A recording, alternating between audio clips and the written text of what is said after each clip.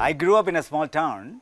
Remember, I grew up in 70s, most of, born in late 60s, quite old, and grew up in 70s, very different world. It was a very different world, very small town, never spoke English until 18 years old, never had an exposure of how the world is. You can imagine, it happens even today, by the way, to many, many towns, right? But I was blessed to have the right middle class values, parents, reasonably educated, investing in children. So I think we had the very privileged in one sense to be have the right environment. But I think real shift happened when I went out of Kerala for my post graduation and walked into a university in Hyderabad, not knowing Hindi, not knowing English barely, not knowing Telugu at all, and literally walking with a backpack with 250 rupees maybe in my pocket at that time to pay fees and hostel fees. And that was a turning point. That was a turning point to also understand what it means to go into a new world and establish yourself and actually still further grow. And then subsequently it was to Delhi for my second master's and then my PhD and then back to Bangalore. So 1993 I was back in Bangalore for work. By then I was already working, yeah. That's a good question. So I was very inclined to math. So I did my master's in applied mathematics and then did my master's in computer science. So very connected. I was not into biology, I was not into chemistry. Somehow it should have been a good thing though. Now looking back, maybe I should have learned that better. But yeah, I was a mathematics student all the way. And that naturally took me to early 80s. In 1982, I had the first exposure where my cousin was in IISc doing his master's and he had an access to mainframe. And so he used to show us early program outputs. And then in 84, I had an access. I got my hands into a little bit of coding in Atari. I don't know whether there's a game box, used to custom, very old game box. And you could actually program it. And that was very interesting. And by 87, I had access to my actual mini frame. 87, I started real coding and then never stopped. And it was mathematics, logic. It made a lot of sense to me to be in that area. Art connection. Yeah, so again, nothing to do with me. I was luckily born in the clan of Raja Ravi Varma, okay, which is the greatest artist India has produced in the early, especially during the post-Renaissance time. The Europe was going through that, right, and gone through that. So he had the exposure, and India had traditional arts in miniature arts or Tanjore art or Maithili art. We never had a European style personified art, big canvas, big game. We never played that big game. Raja Ravi Varma brought that, and he was very early in 1850s. He went to Europe, learned that and personified all the gods. And I was born in the same palace. Kerala palaces are very simple houses, by the way, but nevertheless the same palace as. So I had the privilege of being born. I mean, nothing to do with me, I was just born. The good thing is that the art was in all of us.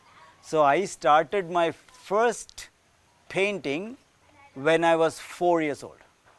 I drew a train.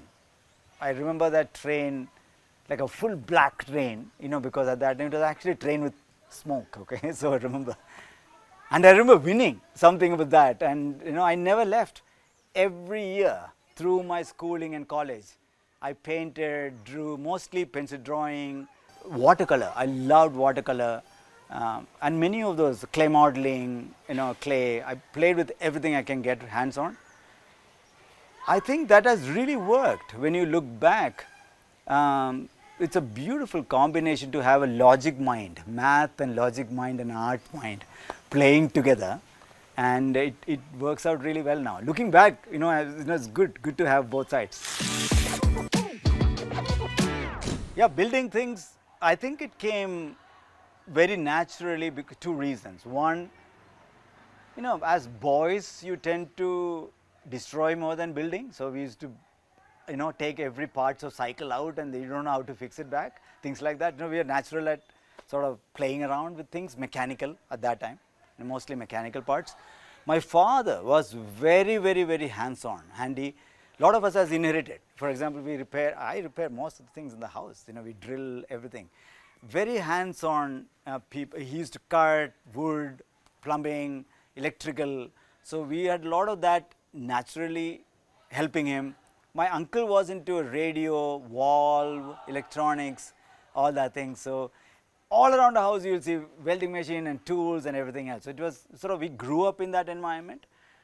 So that's our biggest memory of building things from scratch. And very interestingly, looking back, it's also to do with the scarcity. Until 1992, India never opened the economy.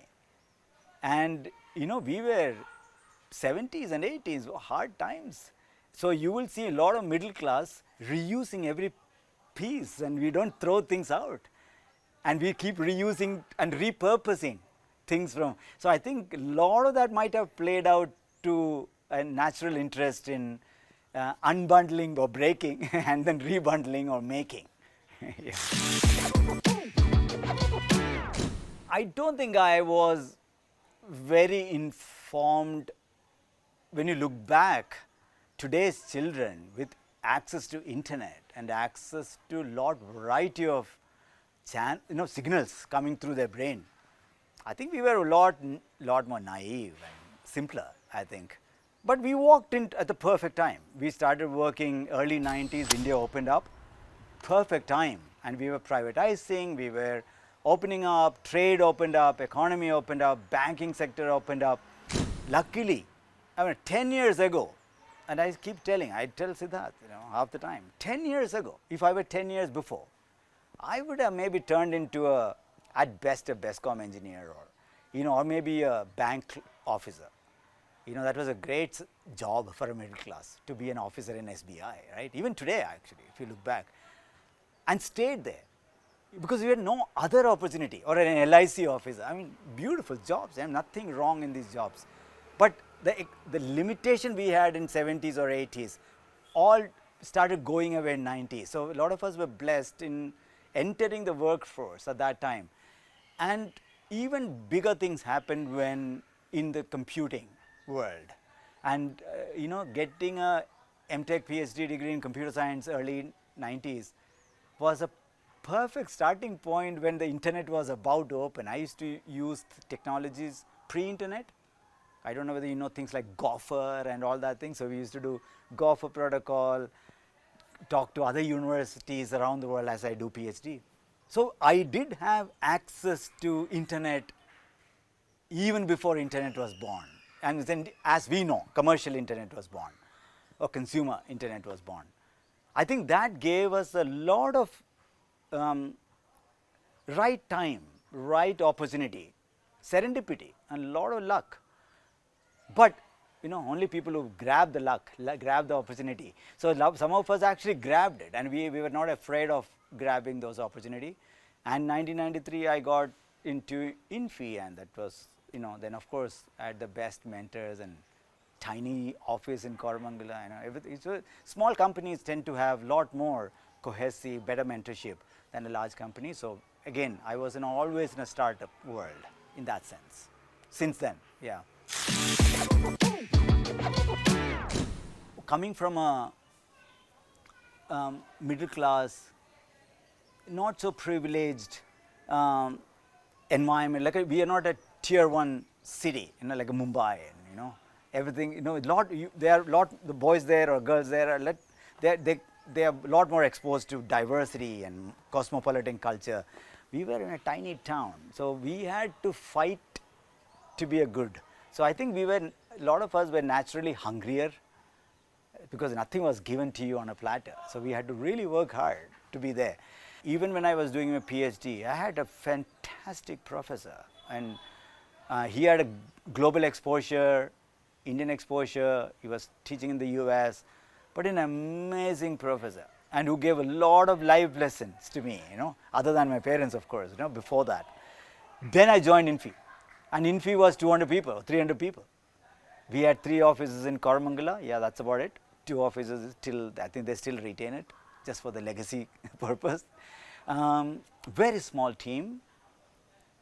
That actually meant you sort of knew everyone, and you could see Nandan walking around, much younger version of Nandan walking around, Narayanamurthy there, because it's only a small place, you're like 200 people, you actually bump into everyone.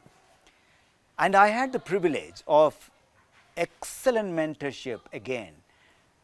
Today, by the way, interestingly, in the morning, somebody asked me, how can I find a good mentor?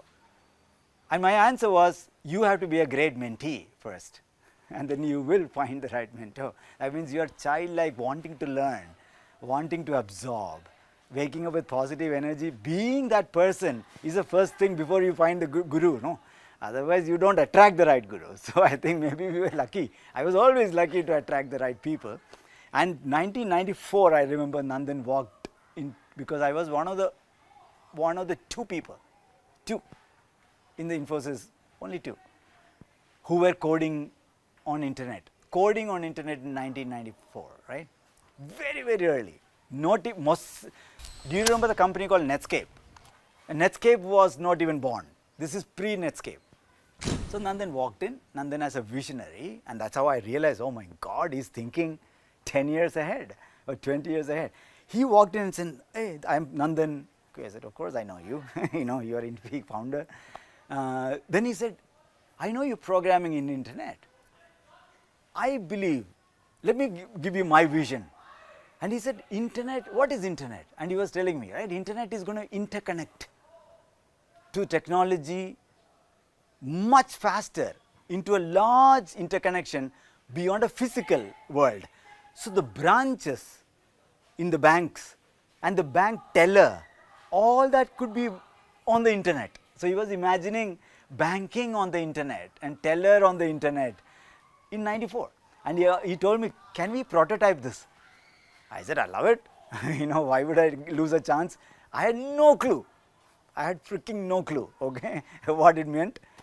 And I was always adventurous. I had an adventurous sports background. I was a mountaineer. So I always took risk. And I took the risk of telling yes to Nandan, not knowing any idea what I'm going to do. And then I had a fresh programmer right out of the college. And he and I actually built a prototype in early 1995. It was called Project Viking for some reason. And the Project Viking demonstrated in 1995 how the whole of banking could change in the internet. And then we showed it to the banks. Banks said, what is internet? What is a web page? And then realized, okay, we were maybe way too early. So he said, okay, great idea. We may not be ready to productize it yet. It was a great concept, and we left it there. And 4 years later, Infosys anyway launched internet banking and all that thing. 1999, literally 4 years later. We were 4 years ahead in showing what is internet. But that was mentorship. Mentorship is when you take risk, you be childlike as a mentee, and shamelessly ask questions and wanting to do things that otherwise seems very risky. You could be failing like crazy, but you know what? Anyway, it doesn't matter. So then you attract all these opportunities like Nandan Nilkanya. That's the first opportunity. In fact, that was the only time I worked with him. The next interaction with Nandan was 2009 when Aadhaar started. I had no connection with him in between. Think about it.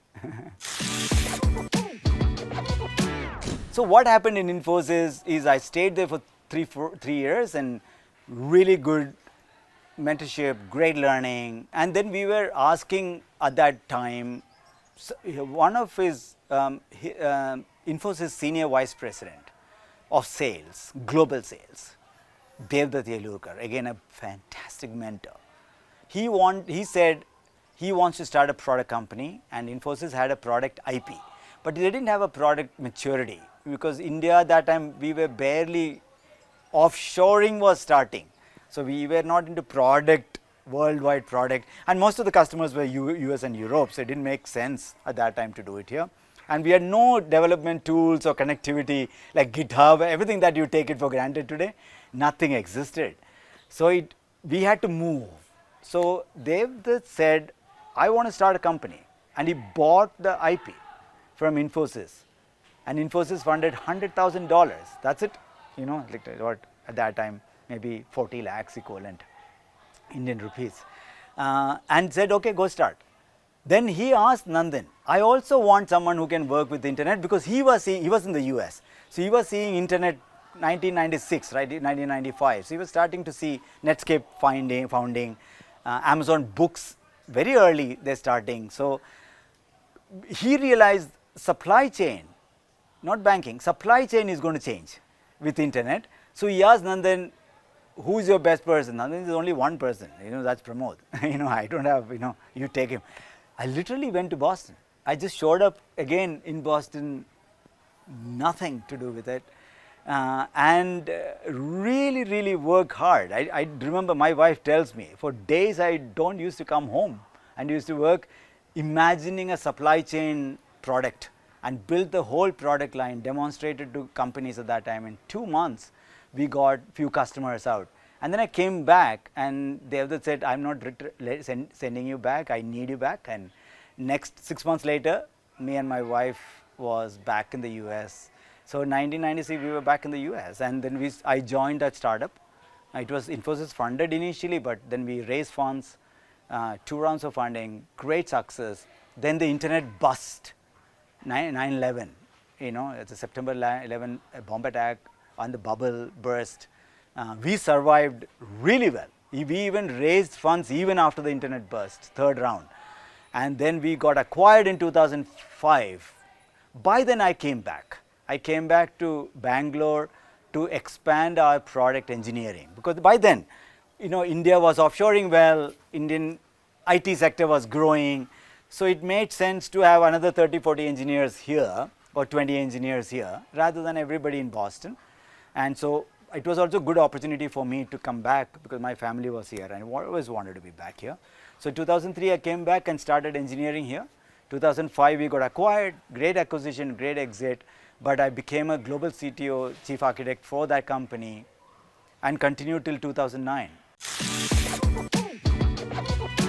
It's all serendipity, I'm telling you, man. There is nothing in my life that is planned.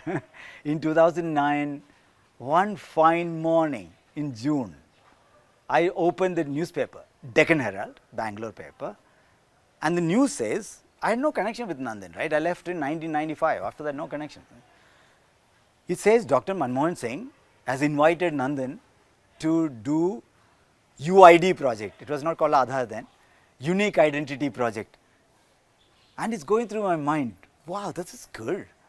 I mean, somebody like Nandan, I've seen him imagining, and he just published his book. He published his Imagining India book, and he wrote about identity, the power of identity in the society, as one of the chapters there. So I've read that. My risk taking, I was very happy. I was a global chief architect, billion-dollar company, traveling around the world, very comfortable. I had no reason to take risk. Okay, nice house, could have settled down.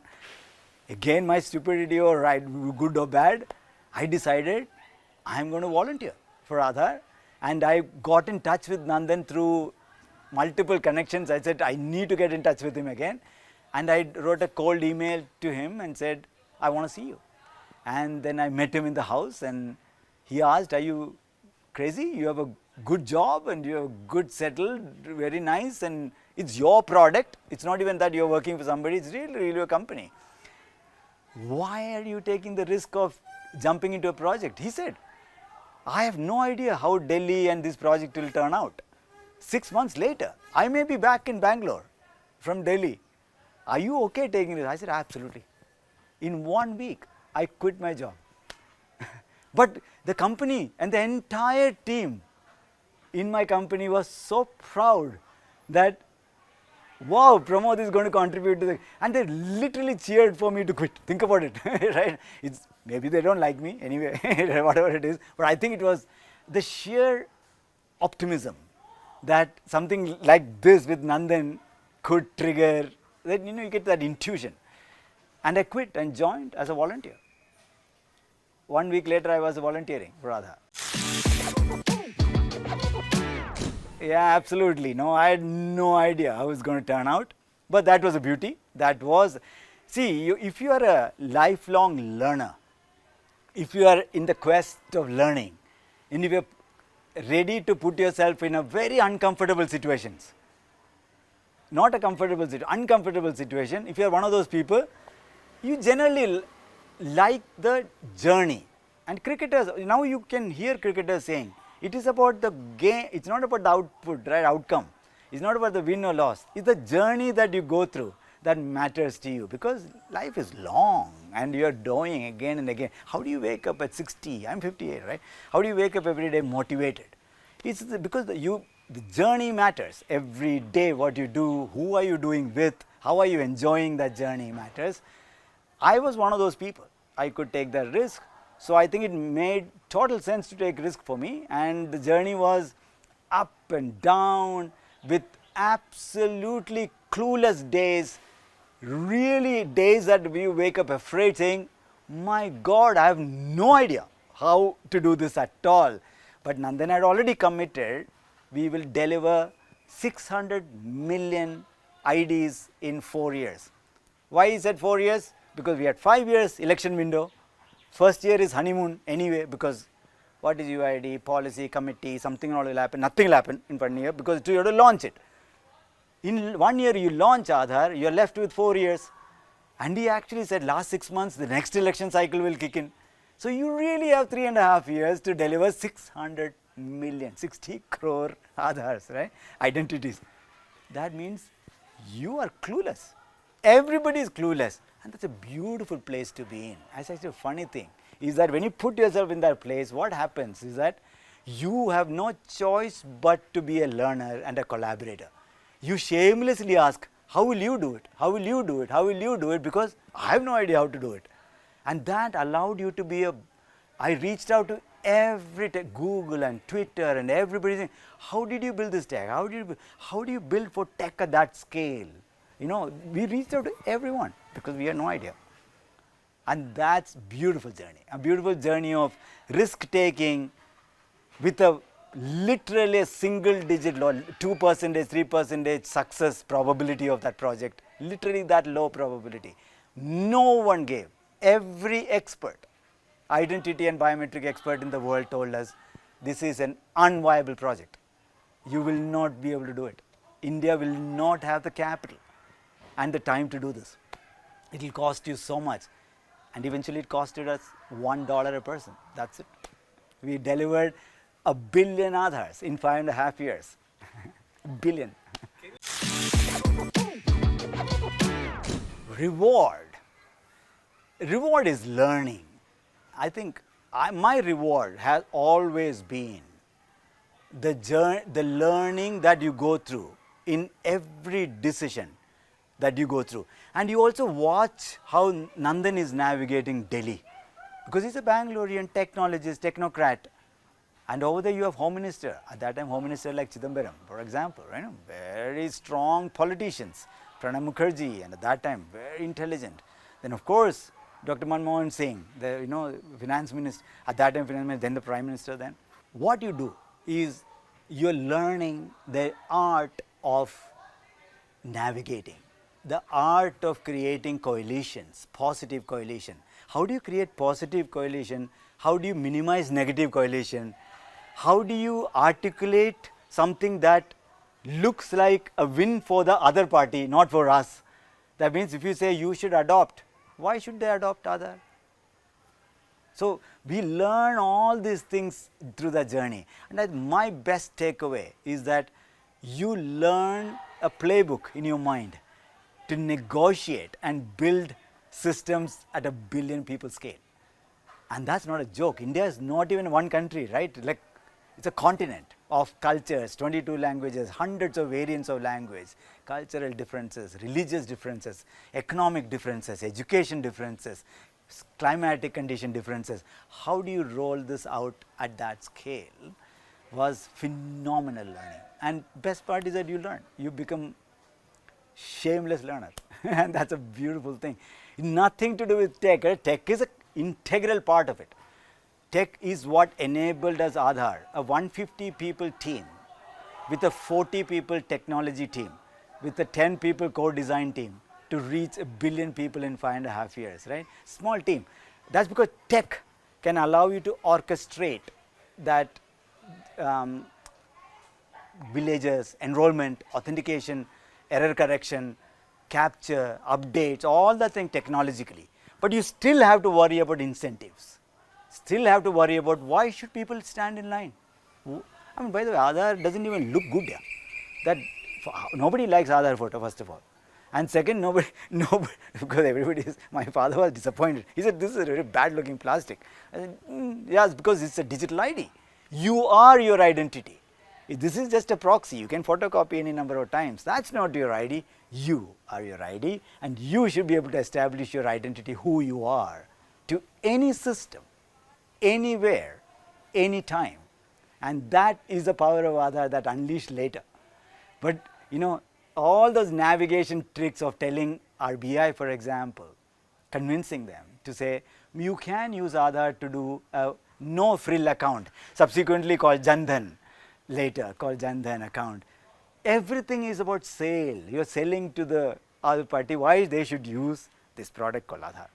To the citizens, to the politicians, to the regulators, to the market players like ICICI Bank, HDFC Bank. I think that is the art you are learning. You are not necessarily learning only tech. I think if you are a technologist and only focus on tech, you are missing a big point.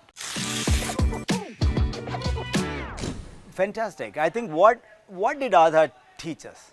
A small team with a very, very well-defined mission can actually change the face of India, literally in 4 or 5 years. We compressed, right? So many decades. We didn't need decades. We need 5 years, 1 billion people. After that, we opened 625 million new bank accounts using Aadhaar.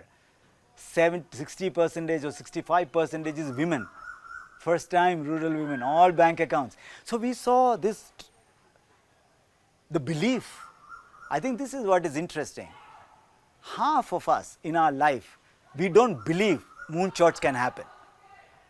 Because we don't take moonshots because we don't believe we can make it happen. And every successful story, if you actually watch out in the world, whether Elon Musk or whether anyone, people have taken moonshots. And Aadhaar taught us that actually we can take moonshot. And with a frugal, even without spending that much time, in a frugal way, we can actually change the society's face. And that gave us the confidence for the next 4 things we did. The first thing we did is what's called e-sign, electronic signature for 1 billion people, so that we can stop cutting trees and paper and paper and paper. For regulation, we still do a lot of paper, but we're starting to become paperless, and that's very key. Second, we did DigiLocker. So I wrote that DigiLocker vision paper in 2014 September, I still remember. And 2015 we launched as part of Digital India, 1 year since Prime Minister Modi came. He really pushed digital, right? So Prime Minister Modi said we have to do, because he realized digital is a great lever to get to 1 billion people. So he pushed for DigiLocker. What did DigiLocker allowed us to do? DigiLocker allowed us to go from paper-based verification to a digitally verifiable documents. My license is digitally verifiable, my 10th grade certificate is digitally verifiable, my income proof, my caste certificate, everything that we walk around in polythene cover, Indians walk around, because this paper means a lot to people. It opens up opportunities to you. If this paper can be digitally verifiable, the cost of verification dramatically reduces. When the cost reduces, it expands the possibility for everyone to access it. So we learned that through DigiLocker. That's the third one we did after Aadhaar, e-sign, DigiLocker. Same year we were designing UPI. In 2013 we did the first conversation in Bangalore, Dilip, Nandan and I, about a possibility. We didn't call it UPI. And the first presentation in 2014, the title of the presentation which I wrote, because I actually, because I made a PPT and then we were making a deck, I called it Unified Payment Interface, because technologically these three keywords made a lot of sense. First, we are unifying variety of type of payments into one rail. It's payment, of course, so unified payment, and it is only a interface. It was not an app. Apps will be built by market. PhonePe built an app, GPay built an app, WhatsApp built an app, right? Everybody can build an app, but so it was an interface. But I never realized somebody won't rebrand it. Like Aadhaar, we named it UID and all that thing. Later Aadhaar came up. No, I was hoping that somebody else will brand it. Nobody bothered to brand. So we kept calling UPI, UPI, UPI, UPI. Now everybody knows UPI. Nobody knows why that UPI. I still have the original deck that says UPI, right? And that 2014 we reimagined how merchant payments will shift. We had already had IMPS then, but we didn't have merchant payments. It was all cash in the store, other than card, which is only top end of the society. And all these things happened in the span of 3 years. And then we built, when Siddharth joined us, we built, Siddharth and us, few of us built the flow of financial data called DEPA, Decentralized Data Exchange Protocol, and the account aggregator effort came out of that with RBI, and subsequently now it's very large network. And then we were very ambitious by then. So Nandan and I then started imagining, if money can flow from any bank to any bank, using any app to any app, why can't goods and services flow from any app to any app, from any provider to any consumer? Why is this big monopoly, big one platform trying to do everything? And one platform cannot do everything for India because of the diversity and the scale of India. So we started imagining that possibility of backend. We didn't call it backend then. Then Sujit came along, and Sujit, we were thinking who will do it, and maybe we'll do it, and only so much we can take it up. We were busy, and then Sujit came and we started the foundation FIDE at that time. We called it Foundation for Interoperable Digital Economy, FIDE, FIDE. And FIDE was that born, backend protocol was born with a very audacious reimagination of an internet of commerce.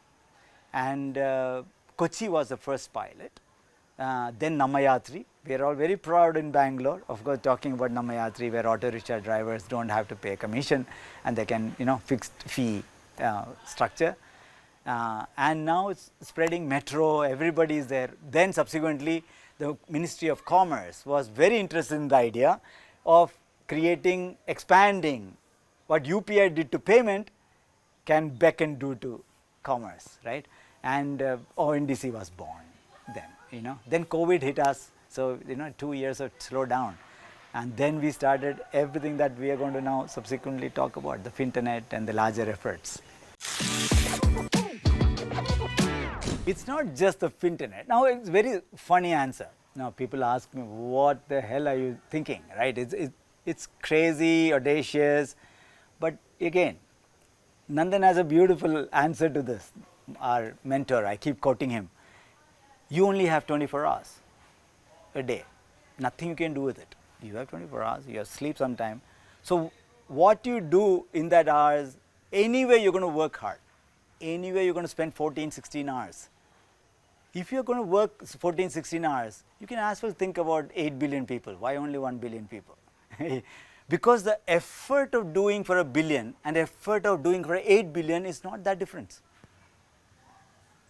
Because what you do for 10,000 people versus 1 billion is huge difference. But once you reach at that scale, if you're thinking at that scale, it's actually incremental. So although people think, what are you now thinking? It's actually incremental.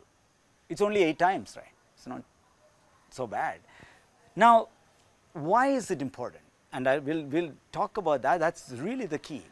With G20, we started talking about the idea of digital public infrastructure to 50, 75 countries. The real idea was not digitization alone. We are saying, if we can create shared playground, shared highways, shared The roads are shared. If everybody has to build our own road to go to our own offices, that doesn't work, right?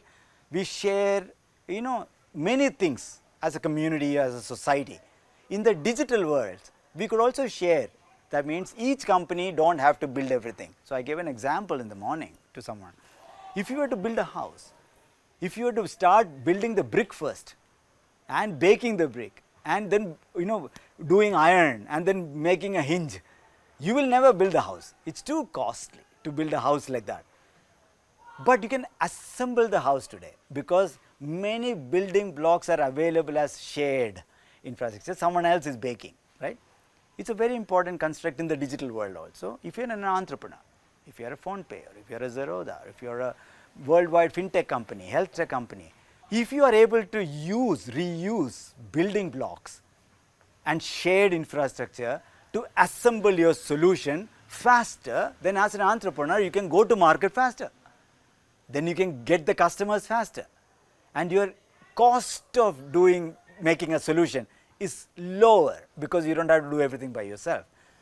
That's a construct of DPI. DPI is about creating shared infrastructure and building blocks so that not everyone has to rebuild the same thing again and again and again. It accelerates innovation, reduces the cost of innovation and ability for entrepreneurs to go to market faster. With payment UPI, that's what we with a fintech app, money movement app became very easy because you created a reusable playground for them. So this idea came in G20 and we told everybody, and obviously all the countries agreed to that idea. It was named as DPI. We never called DPI until then.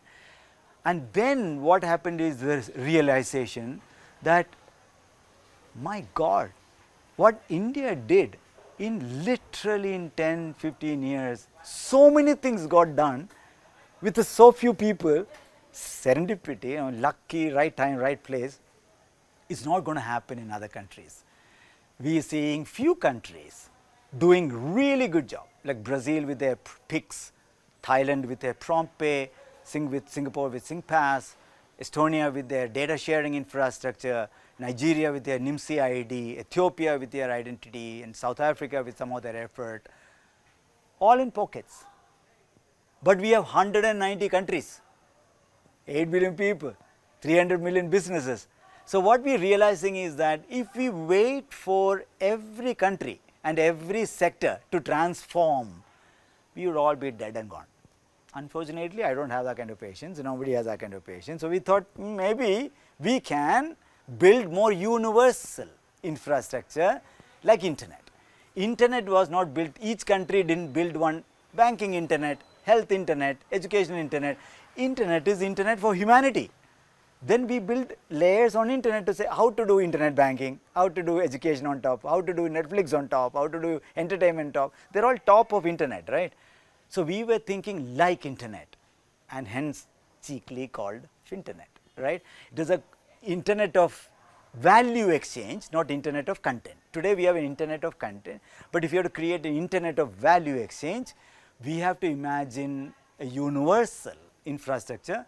And we thought if we could build that, 190 countries, 9 billion people or 8.5 billion people, 300 million businesses could accelerate their access to opportunities, business opportunities faster.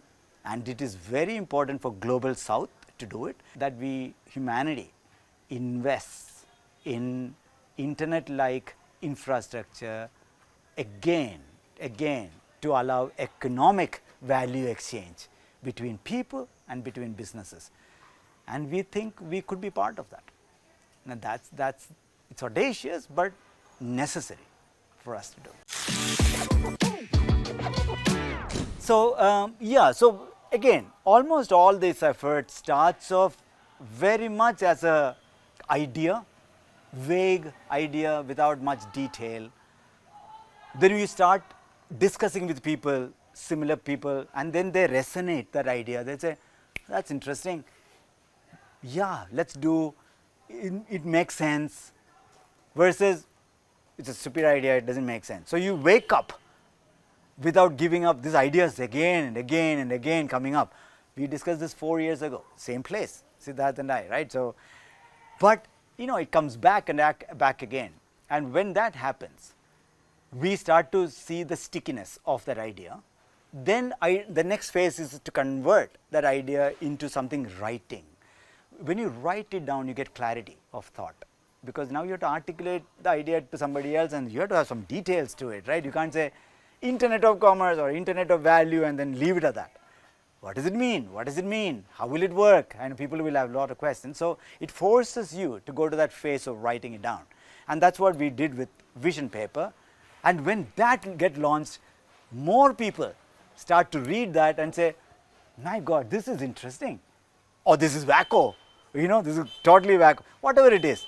But the interest spikes in the community. So in the technology community, in the business community, in the policy, regulatory community, everybody's picked their interest, right? Oh, this is something interesting. Seems really ambitious, seems big, but it will be great if it happens. So you get that positive support saying, if it happens, it's good.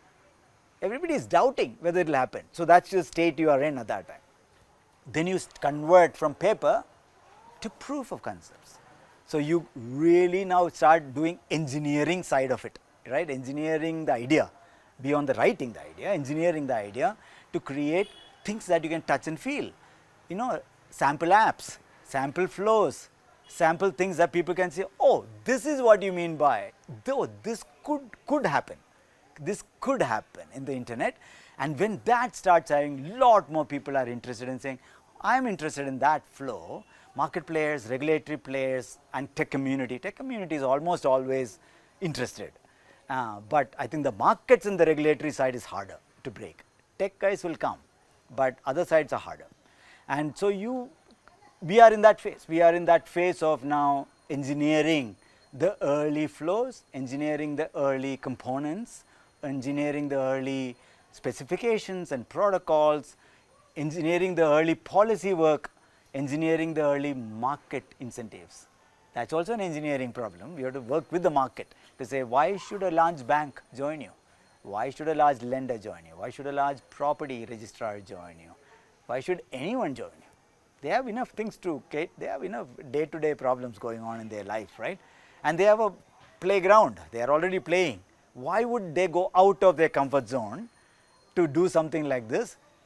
That you have to engineer it. You have to engineer through incentives and articulation and so on. We are going through that phase of engineering the policy, regulatory early intervention, market intervention, and engineering the tech itself.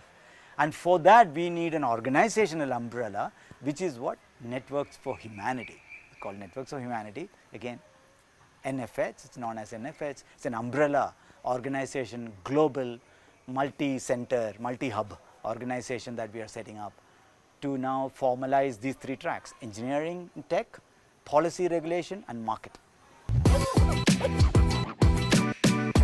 So good to see you.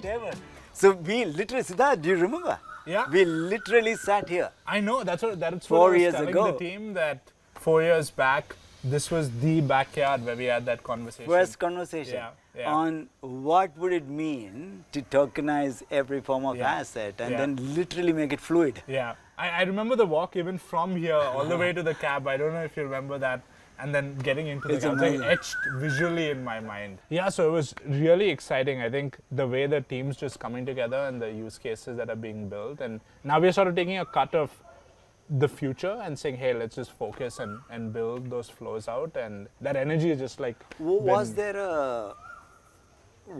a big chunks today that came out very clearly? Was it mostly engineering side of it? Or tell me about what got discussed. Yeah, so I think, what we did is we basically brought a cohort across the entire community. So this was Finternet lab members, lenders, legal engineers, folks that have been building operational workflows in many of these asset transactions.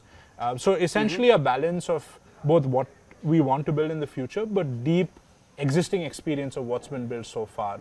And we then split it up into different cohorts. And the core thing we wanted to lock down was the functional flows. Okay. So how would it actually, if you work user backwards, what would that look like? What would that experience look like? how would like wallet infrastructure work? Yeah, yeah. How would that work in terms of expanding access to the market? So what are the new flows it enabled? So we sort of locked down that high level flow, and then a clear segmentation on who will build what. Okay, now that's each of those, excellent. when we double click, will open 100 questions. No, this is but, amazing. No, but this becomes a fantastic input yeah, for the engineering side Yeah. of it Yeah. to abstract all out the of primitives. this Correct. all the primitives, get the Correct. building block, get the Correct. primitive going. Oh, it's Correct. very useful for us as Yeah. engineering team sits to sit together to Yeah. actually do subsequent effort. Yeah. So far we had some, but we didn't have We comprehensive. didn't listing. actually We didn't lock on the flow, and I think also what Did you also before that? Yeah. Did you also get a sense of why would this flow be different? What is yeah, the that was the essence. Yeah. So there was Value a bit of that. That's a good point. So there was a bit of this back and forth between How is it different? how is it different Yeah, from today, Yeah. right? Why do you need? Are we And force fitting? Are we Internet? force fitting? Yeah. So yes, there are some theories around if you lower transaction costs, that Of course. increases access, increases choice, user choice, etc. But I think we got to a reasonable degree of confidence that with these flows, you can imagine a far better consumer experience for a far larger number of people than what exists today. And that was very clear. So we really got into incentives? the What about incentives, incentives market? liabilities. Some of those primitives were also discussed.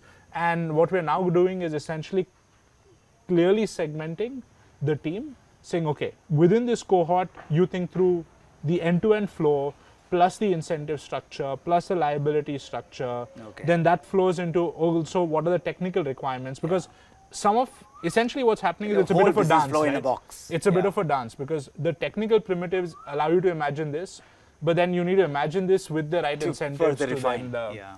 to drive adoption. Yeah.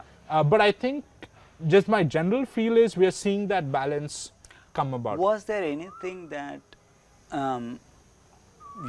we did not think about, or was there anything that contradicted our? For example, we were thinking about credential flow, we Yeah. were thinking about money flow, we were thinking Yeah. about services Yeah. and goods flow. Was there anything that said, you know what, we were thinking that there's a value, but actually it doesn't look like that's one? Yeah. Was there anything contradictory to what we were thinking so far? Anything that came up, or it's just enhancing of what? I think couple of interesting things. So, like for example, we had one of this company who's based in the US. They've been thinking about a cross-border flow. Okay. So, and this was just cross-border data flow. money or data flow? Cross-border, Okay. just pure data Okay. to open an account in another jurisdiction. Okay, interesting. And what they then got into was this question saying, if I'm an institution in another jurisdiction, how do I accept this Yeah, data? yeah. Right? And then they were going to seek legal opinion. So if you remember, this is what we've been discussing. yeah. Entity to entity, Yeah, yeah. you have this fiduciary responsibility, so you get caught in complex legal discussions. Yeah. That's basically what they were doing. And so the question was, how are you going to scale this Scale out? this out, yeah. Go entity after entity, jurisdiction after jurisdiction, just doesn't work. Yeah. That design pattern. And so then what I was discussing with them was saying, hey, what if you take two things, two primitives? One, a user-centric view of the world, which is instead of the data going between the entities, it goes via the Right, user. yeah. And that unlocks, because they were The trying to self-custodial view. self-custodial view of the world. Because there are two key questions they have to unlock. One was a legal question of the cross-border data flow between entities.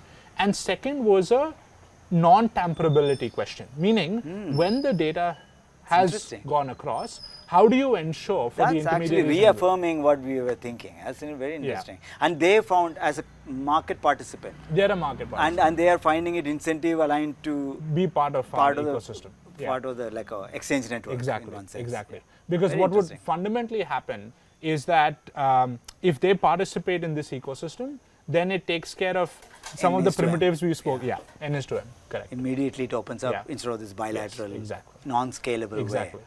Yeah. And also user custodial flips the model. Correct.